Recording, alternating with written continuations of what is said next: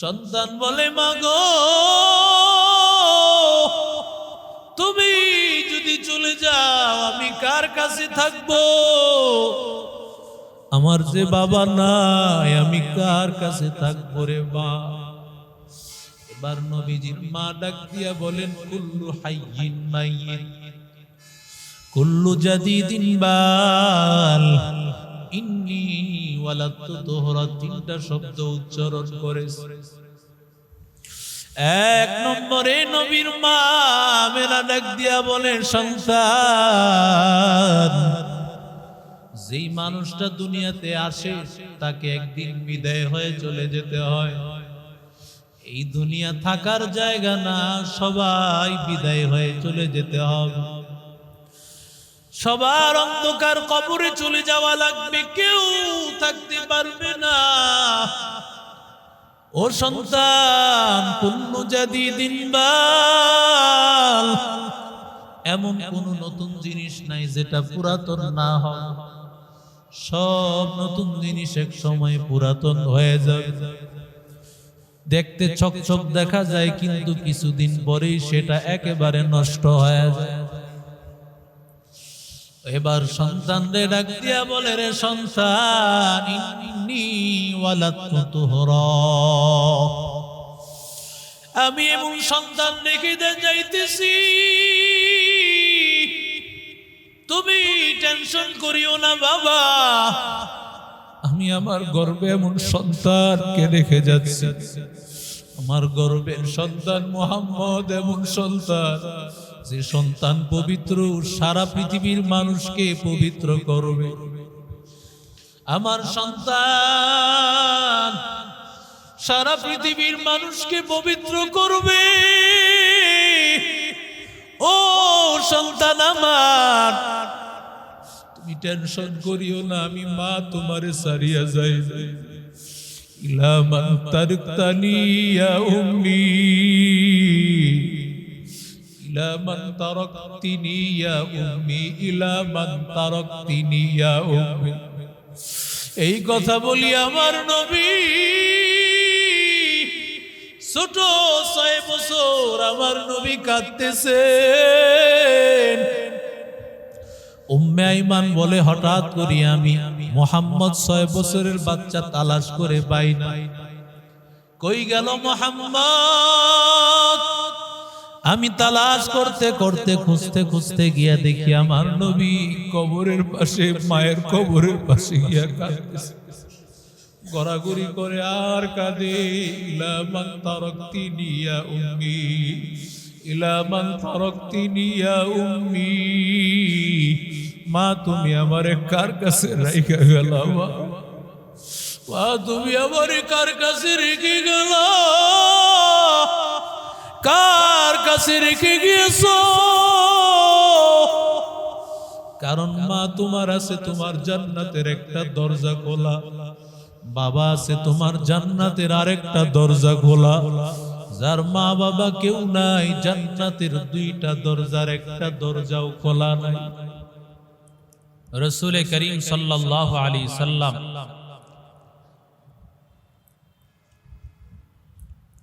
দুনিয়াতে আসার সাথে সাথেই আমার নবী বরকতের নবী হযরত হালিমাতুস সাদিয়া গোত্রের একজন মহিলা,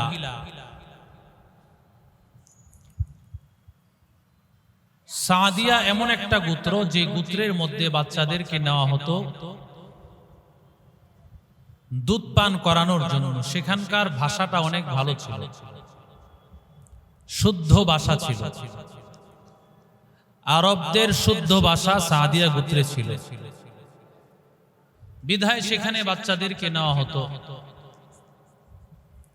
হালিমাতুস সাদিয়াও আসছেন বাচ্চা নেওয়ার জন্য।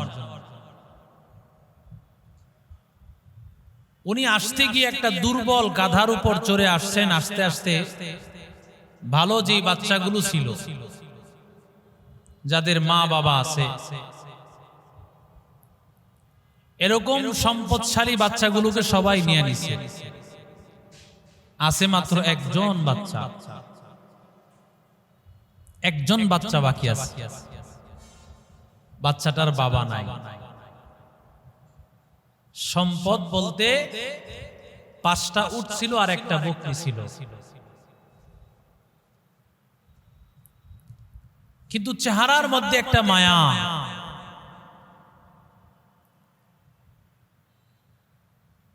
স্বামীর সাথে পরামর্শ করতেছে, আমরাও গরিব, নিতেছি একজন গরিবকেই, সমস্যা নাই। খালি হাতে যাওয়ার চাইতে এই বাচ্চাটাকেই নিয়ে নেই। সুবহানাল্লাহ। এই বাচ্চাটাকে কে নিবে? কারণ এই বাচ্চার ভাগ্যে তো হালিমাতুস সাদিয়া।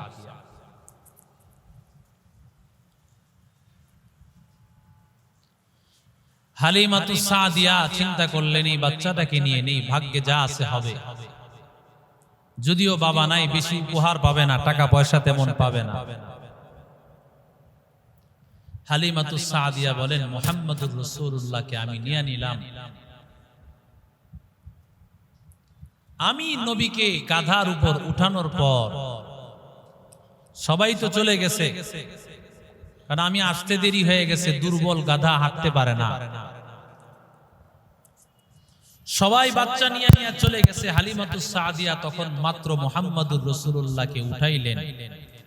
উঠাইতে দেরি, যেই গাধার কোনো স্পিড নাই সেই গাধা এখন 100 জিবি গতিতে দৌড়াইতেছে। হালিমাতুস সাদিয়া বুঝতে বাকি নাই। অন্যান্য মহিলারা ডাক দিয়া বলে, হালিমা, এটা কি সেই গাধাটা না যেটা দিয়া তুমি আসছিলা? হালিমাতুস সাদিয়া বলে, হ্যাঁ, এটাই হলো সেই গাধা, যেই গাধার উপর আমি চড়ে তোমাদের কাছে আসছিলাম রাহমাতুল লিল আলামিন। এবার পয়গম্বর রাহমাতুল লিল আলামিনকে নিয়ে যখন ঘরের মধ্যে আসছেন, আসার পরে তাকায় দেখেন হালিমাতুস সাদিয়া ওই সময় তো চতুর্দিকে অভাবের কারণে ভালো কোনো খাবার নাই। হালিমাতুস সাদিয়া বলে, আল্লাহর কসম, মুহাম্মদ আমার কোলে আসতে দেরি হয়, সাথে সাথে আমার স্তনে দুধ ভরপুর হতে দেরি হয় নাই।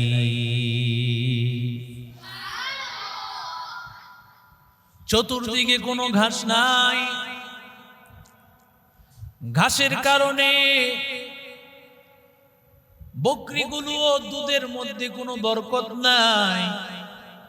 সব বকরিগুলো সামান্য যেই গাছগুলো পায় সেই গাছের দ্বারা দুধ কারই হয় না। কিন্তু হালিমাতুস সাদিয়ার এরিয়ার মধ্যে যেই বকরিগুলো ছিল, হালিমাতুস সাদিয়ার সমস্ত বকরিগুলোর ওলানে দুধ দিয়া ভরপুর হয়ে গেছে। অন্য মহিলারা ডাক দিয়া বলেন,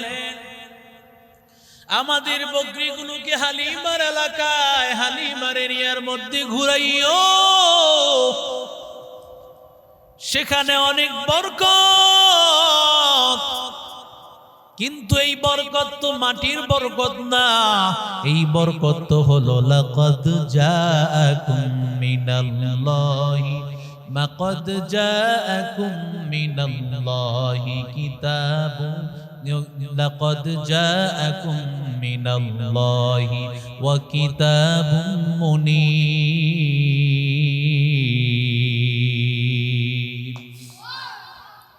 ইন্না আরসালনাকা শাহিদান ওয়া মুবাশশিরান ওয়া নাযীরা।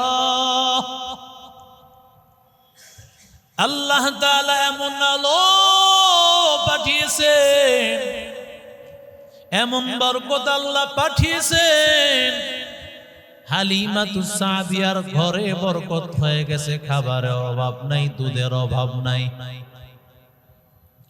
আমার নবী দুনিয়াতে আসার পরে ইনসাফের নবী, নবী দুগ্ধ ভাই আব্দুল্লাহ আমার নবী এক স্তনের দুধ পান করেন, ছোট বাচ্চা আরেক স্তনের দুধ পান করে না। সুবহানাল্লাহ বলেন। এক স্তনের দুধ পান করেন নবী, আরেক স্তনের দুধ পান করেন না। কারণ এই স্তনের দুধ পান করবেন নবীর ভাই। ছোট কাল থেকে আমার নবীকে আল্লাহ ইনসাফের নবী বানায় দিয়েছে। অথচ ছোট বাচ্চাদের ওই জ্ঞান তো থাকে না, নিজেই খায় ফেলতে চায় সবকিছু, ভাইরে দিতে চায় না, বোনেরে দিতে চায় না। কিন্তু এই বাচ্চা তো সাধারণ কোনো বাচ্চা নয়, এই বাচ্চা তো মুহাম্মদুর রাসূলুল্লাহ সাল্লাল্লাহু,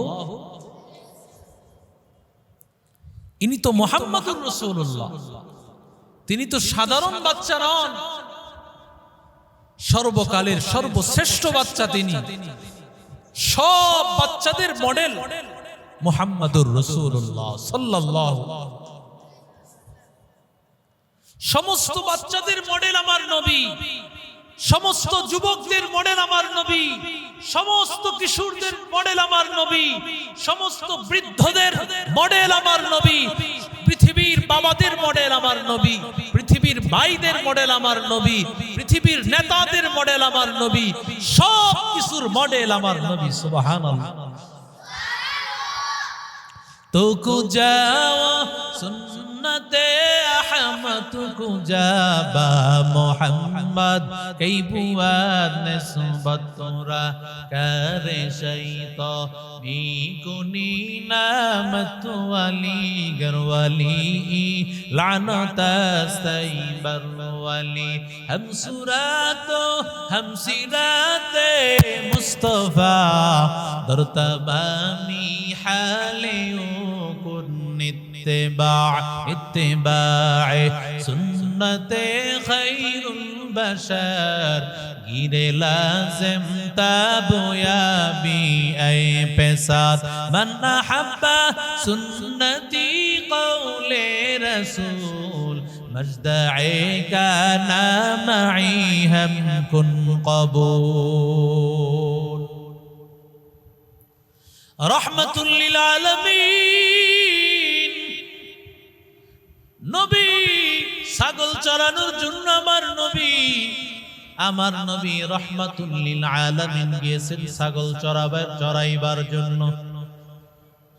ছোট্ট বাচ্চা হালিমাতুস সাদিয়ার বকরিগুলো নিয়ে গেছেন। ভাই আব্দুল্লাহ,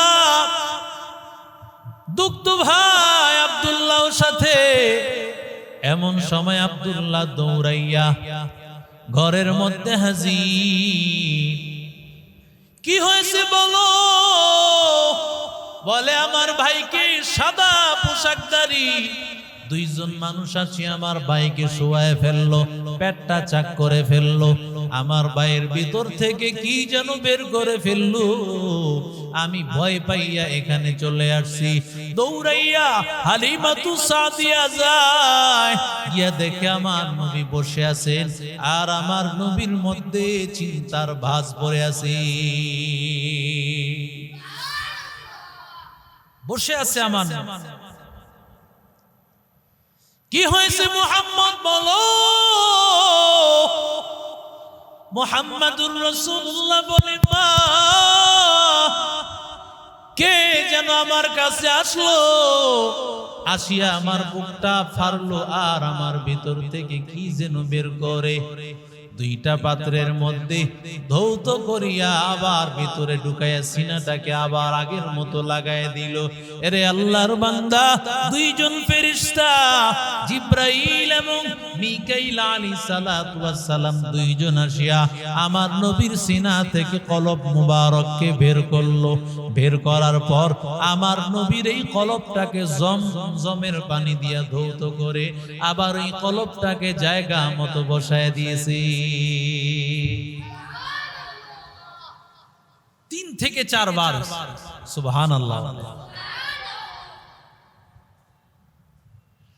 কারণ নবীর এই সিনার মধ্যে যেই কলব, ওই কলবের মধ্যে গুনাহ হওয়া যাবে না।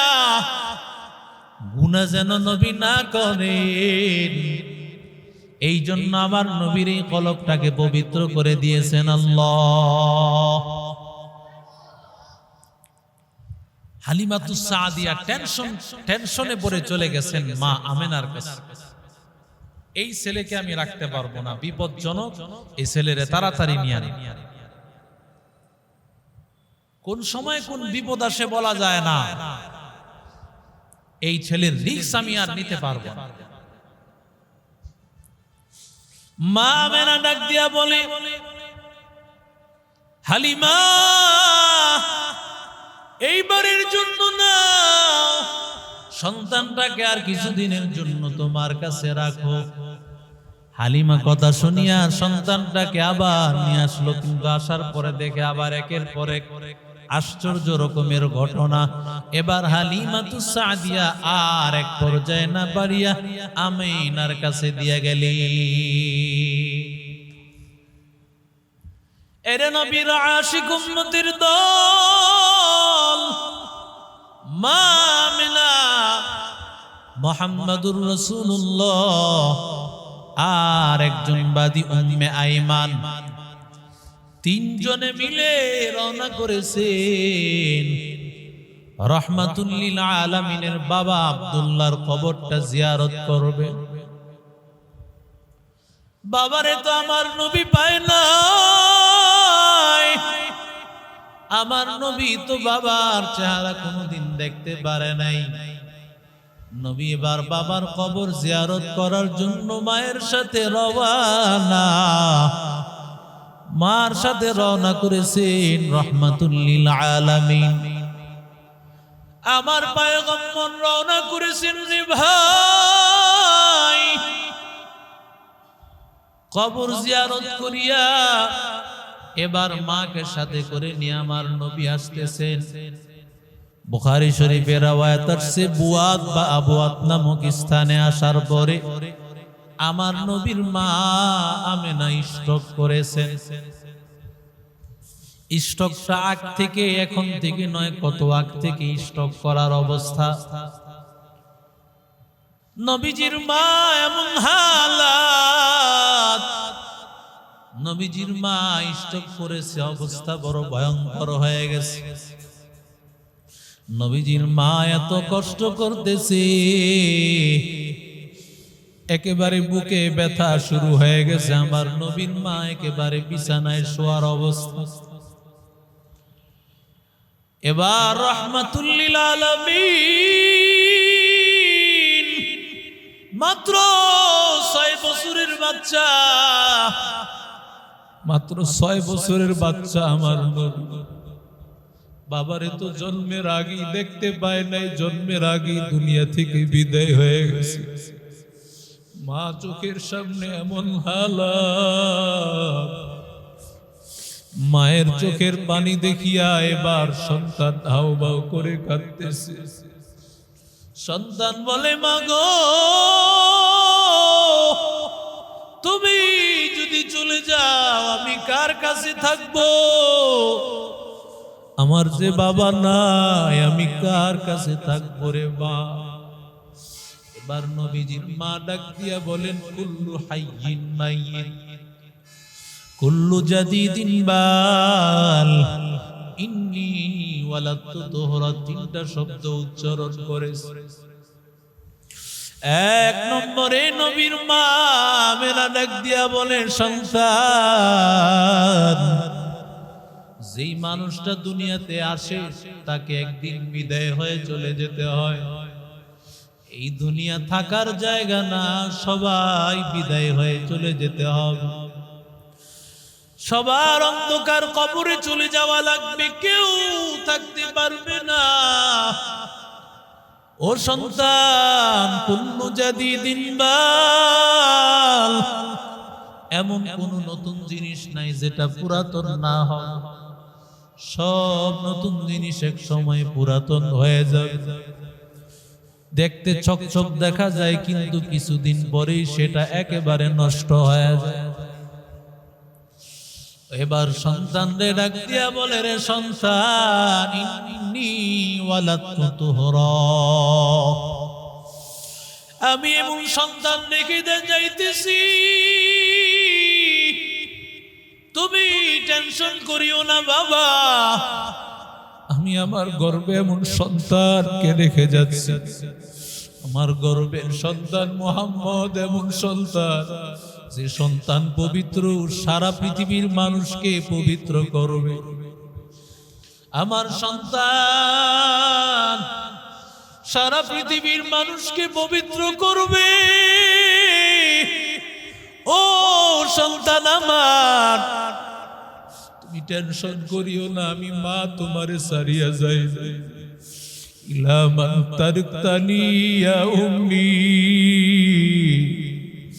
ইলা মান তারাকতিনি ইয়া উম্মি, ইলা মান তারাকতিনি ইয়া উম্মি। এই কথা বলি আমার নবী ছোট 6 বছর আমার নবী কাঁদতেছেন। উম্মে আইমান বলে, হঠাৎ করি আমি মুহাম্মদ 6 বছরের বাচ্চা তালাশ করে পাই না, কই গেল মুহাম্মদ? আমি তালাশ করতে করতে খুঁজতে খুঁজতে গিয়া দেখি আমার নবী কবরের পাশে, মায়ের কবরের পাশে গিয়া কাঁদতেছে, গড়াগড়ি করে আর কাঁদে। ইলা মান তারাকতিনি ইয়া উম্মি, ইলা মান তারাকতিনি ইয়া উম্মি। মা তুমি আমারে কার কাছে রাইখা গেলা? মা তুমি আমারে কার কাছে রেখে গেলা? কার কাছে রেখে গিয়েছো? কারণ মা তোমার আছে তোমার জান্নাতের একটা দরজা খোলা, বাবা আছে তোমার জান্নাতের আরেকটা দরজা খোলা। যার মা বাবা কেউ নাই, জান্নাতের 2টা দরজার একটা দরজাও খোলা নাই। নবী আমার 63 বছর বয়স, নবী এই যে রবিউল আউয়াল মাসে নবী বিদায় হয়ে গেছেন। জিলহজ মাসে আমার নবী, এর আগে জিলহজ মাসে আমার নবী হজ করেছেন, বিদায় হজ। বিদায় হজটা করিয়া আমার নবী ওই বুয়াত নামক স্থানে আমার মায়ের, নবীর মায়ের কবরের সামনে দাঁড়াইছে। নবী তখন 63 বছরের নবী, সেই 6 বছরের বাচ্চা মুহাম্মদ না। আমার নবী মায়ের কবরে দাঁড়ায় কাঁদতেছে কাঁদতেছে, লম্বা সময় ধরে আমার নবী কাঁদতেছে। আর নবী ডাক দিয়ে বলে, আম্মা জান আপনি তো চলে গেছেন 6 বছর ফালায়া, আপনি আপনার সন্তানকে রেখে চলে গিয়েছেন। আম্মা জান, আপনার সন্তানটাকে আল্লাহ আজকে হাবিবুল্লাহ বানাইছে, আল্লাহর পরে আমার স্থান দিয়েছে। আপনি তো দেখে যেতে পারেন নাই আপনার ছেলে কত বড় হয়েছে, আল্লাহর হাবিব হয়েছে, আল্লাহর প্যারা হয়েছে, এত দামি। আম্মা জান, আজকে যদি আপনি বেঁচে থাকতেন, আমি নবী মুহাম্মদুর রাসূলুল্লাহ নামাজে দাঁড়ায়া থাকতাম। আপনি যদি বলতেন মুহাম্মদ আমি নামাজ ফালাইয়া আপনার ডাকে আমি সাড়া দিতাম।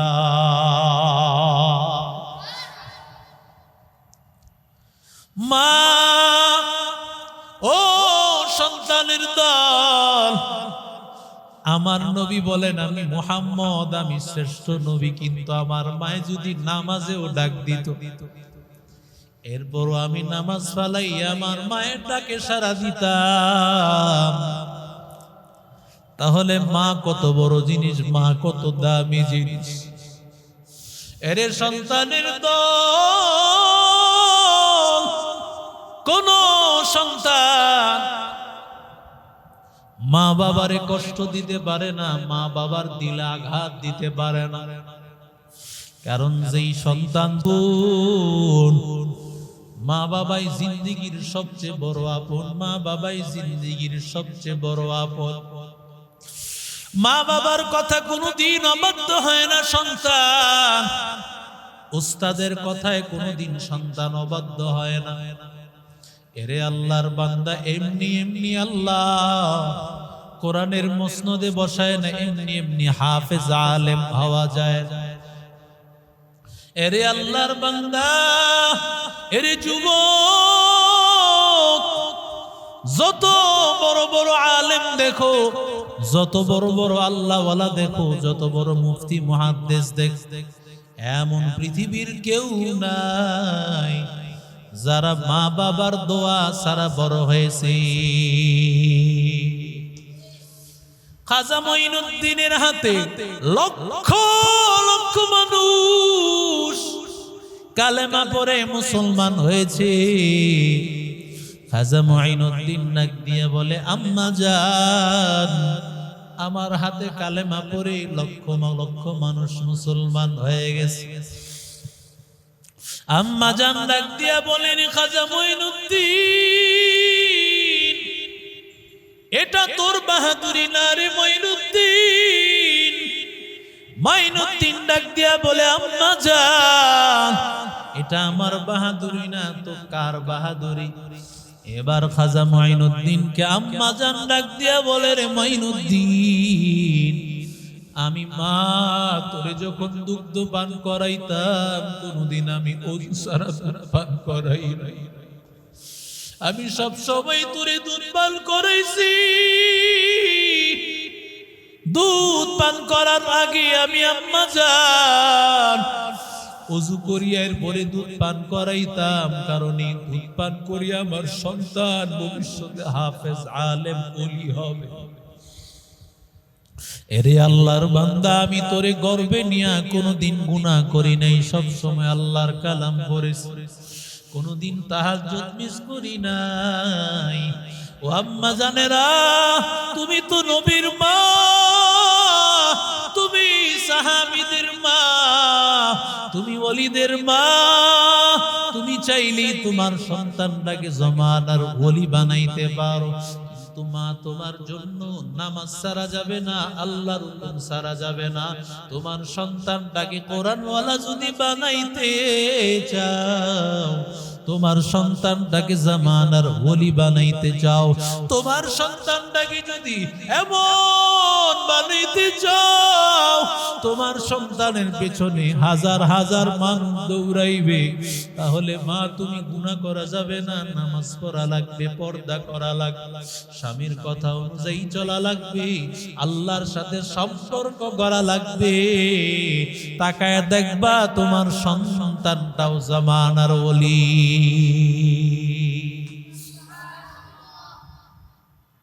এই জন্য মা বাবারে কষ্ট দেওয়া, আরো জোরে বলে, কোনদিন কষ্ট দিবা না, কোনদিন কষ্ট দিবা না।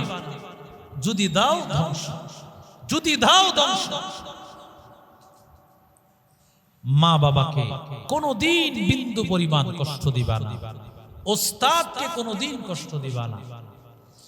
এই দুইজনকে যদি কষ্ট না দিয়ে আল্লাহর সাথে সম্পর্ক করতে পারো,